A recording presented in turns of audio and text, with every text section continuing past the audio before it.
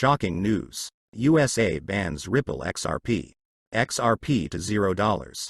U.S. Representative Brad Sherman recently advised the Securities and Exchange Commission, SEC, to go after crypto exchanges that supported Ripple's XRP token. However, in a recent interaction with Fox Business journalist Eleanor Tourette, Sherman made another claim against the token. Welcome to the Finance Up channel. If you liked this video, don't forget to like it and subscribe to the channel. Do you think the analysts are right about XRP? Write the answers in the comments. Giving away 500 XRP at the end of the week. One random subscriber will receive XRP coins. Take a look at the instructions in the comments section. All you need to do is write the word XRP, watch the video to the end, to like and subscribe. Brad Garlinghouse, CEO of the leading blockchain company Ripple, said that most cryptocurrency companies are ready to comply with the rules. He added that clearer regulation is needed to help the nascent industry thrive. I think the vast majority of people in the crypto industry want to play by the rules. Let's just clarify what the rules are. So the first thing I think about is let's be very clear about what we're trying to regulate, Garlinghouse said in an interview with Collision. Ripple's CEO added that another regulatory issue that needs to be addressed is the lack of consistency in a space where regulators use different approaches for different companies. You have a few examples where regulators go after companies, and then you look at another company doing pretty much the same thing, and they don't say anything about it. Garlinghouse added. According to Garlinghouse, the U.S. lags far behind other G20 countries in terms of cryptocurrency regulation. He added that several G20 countries have already found ways to mitigate fraudulent cryptocurrency activity in their respective jurisdictions, as well as to ensure orderly markets. However, this cannot be said about the United States. According to Garlinghouse, most of the G20 countries have made significant progress in regulating cryptocurrencies without much difficulty, as it seems to the United States.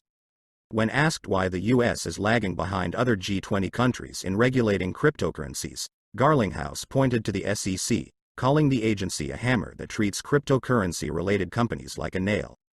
Garlinghouse expressed concern about why the SEC spends so much time trying to prove that XRP is a security, while other sectors of the crypto industry require careful study.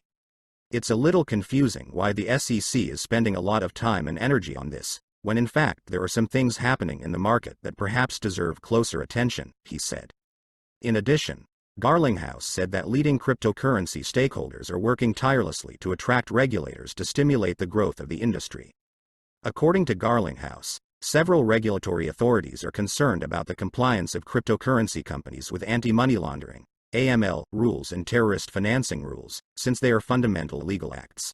Unexpectedly for everyone, Ripple and the Securities and Exchange Commission publicly filed petitions for summary trial over the weekend, although they were expected only today, September 19, 2022. Breaking. Ripple Labs, Brad Garlinghouse and Chris Larsen file motion for summary judgment seeking judgment as a matter of. Breaking. SEC files motion for summary judgment. The parties filed the petition separately in the Southern District of New York. The SEC built its argument on the premise that buying XRP in a joint venture makes the cryptocurrency an investment contract, that is, a security that should be regulated by U.S. securities laws. In addition, the SEC claimed that Ripple lured many investors to buy XRP, making them believe that they would make huge profits in the future, thereby implying that the cryptocurrency is a security. On the contrary, the defendants, Ripple, Chris Larsen and Brad Garlinghouse, said that regulators could not prove that investors bought XRP, relying on the company to help them make a profit, since there was no agreement. According to Ripple's lawyers, token holders usually profit from the asset due to the forces of supply and demand. Based on this, XRP holders have no right to claim profits from Ripple. In addition, they cannot accuse the company of any violation if it does not profit from XRP, Ripple added. Ripple executives and observers of the case have already expressed their opinion on the petitions filed. According to Garlinghouse, CEO of Ripple, it is obvious that the SEC is not interested in applying the law in this case, adding, they want to redo everything in an unacceptable attempt to expand their jurisdiction far beyond the powers granted to them by Congress. Today's filings make it clear the SEC isn't interested in applying the law. They want to remake it all in an impermissible effort to expand their jurisdiction far beyond the authority granted to them by Congress. Ripple General Counsel Stuart Alderati also commented on the developments, saying that the SEC has not yet identified any investment contracts after 2 years of litigation. The SEC cannot satisfy a single point of the Supreme Court's Howey test. Everything else is just noise, Alderati added. The day is finally here. Our motion for summary judgment is public. You can view it here. Similarly, attorney Jeremy Hogan, a partner at the law firm Hogan Hogan, said that the Securities and Exchange Commission is now in big trouble after a recently filed motion for summary judgment. I just read the summaries, and the SEC has a couple of big problems. 1. Her expert agrees that most of the changes in the price of XRP are due to market forces, not Ripple. The Securities and Exchange Commission has failed to record that any of the XRP buyers have heard Ripple's alleged marketing pitch, a big problem because it has the burden of proving everything here. Video tomorrow. I just read the briefs and the SEC has got a couple big problems. 1. Its expert agrees that most of the changes in XRP price are due to market forces and not Ripple. Ouch. These types of concessions are perfect for summary judgment. Next court dates. Ripple has almost a month to file an objection to this set of petitions, and it is expected that the summaries of objections will arrive by October 18th.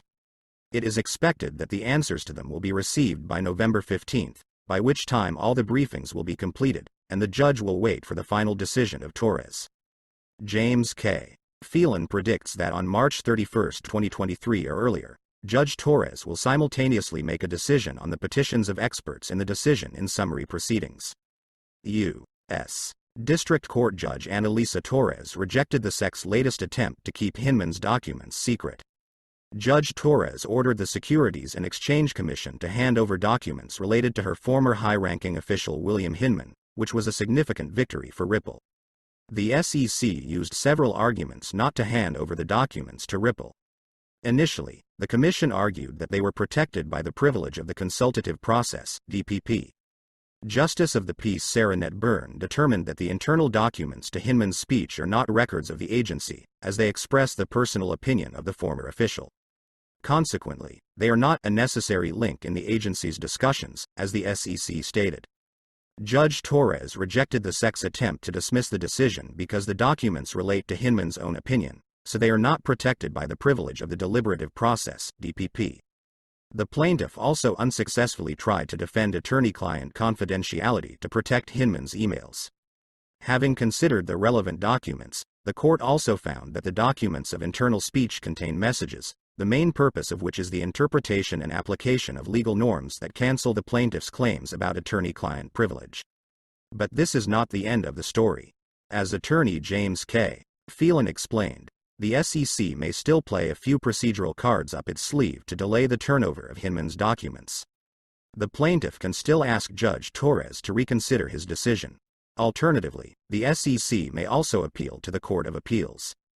Despite the fact that such maneuvers are unlikely to succeed, the SEC can gain a significant amount of time. The current price of XRP for today you can see yourself on the screens, and the trading volume for 24 hours is $1,294,436,065 US. We are updating our XRP price in US dollars in real time. XRP has dropped 4.08% in the last 24 hours. Do you think XRP will be able to win the court and restore its former price? Write the answers in the comments. That's it for today. Thank you for watching this video to the end. If you liked it, then don't forget to like it and subscribe to the channel.